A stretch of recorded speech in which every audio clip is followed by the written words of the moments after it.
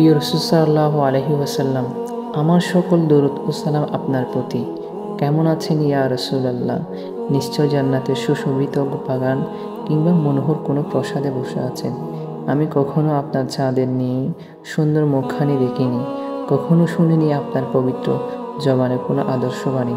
তবু আমি আপনাকে ভালোবাসি ইয়া রাসূলুল্লাহ। আমি যতবারে আপনার সিরাত পাঠ করেছি, ততবারে আপনার প্রতি ভালোবাসার হৃদয়টা সিক্ত হয়েছে। দিন কায়েমের জন্য আপনার ত্যাগ, আঘাতে আঘাতে জর্জরিত হওয়ার ঘটনা পড়ে দু চোখ অশ্রুজলে সিক্ত হয়েছে।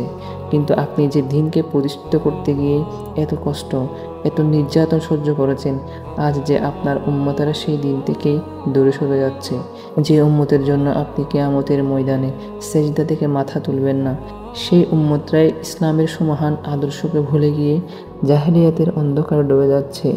যে সমস্ত জিনিস আপনি অপছন্দ করতেন, আপনার উম্মতেরা আজ তাই করছে। ইয়া রাসূলুল্লাহ, আমার একটাই স্বপ্ন, আমি যদি জান্নাতে যেতে পারি, তবে জান্নাতের নহরের পাশে বসে আপনার সাথে গল্প করব, আপনাকে বলবো আমার সকল সুখ দুঃখের গল্পগুলো। ইয়া রাসূলুল্লাহ, এই চিঠিটা যদি আমি আপনার সামনে পড়তে পারতাম, কিংবা অন্তত আপনার রওজা মুবারকের সামনে পড়তে পারতাম, তবে আমার হৃদয়টা প্রশান্তি লাভ করত। আপনার প্রতি আমার ভালোবাসার প্রমাণের কোনো দৃষ্টান্ত আমার কাছে নেই, কিন্তু আমি আপনাকে ভালোবাসি ইয়া রাসূলুল্লাহ। এই জামিনে আপনি আমার নেতা, আমার আদর্শ, আমার পথ চলার অনুপ্রেরণা। উহিব্বুকা ইয়া রাসূলুল্লাহ, ফিদাকা ইয়া রাসূলুল্লাহ।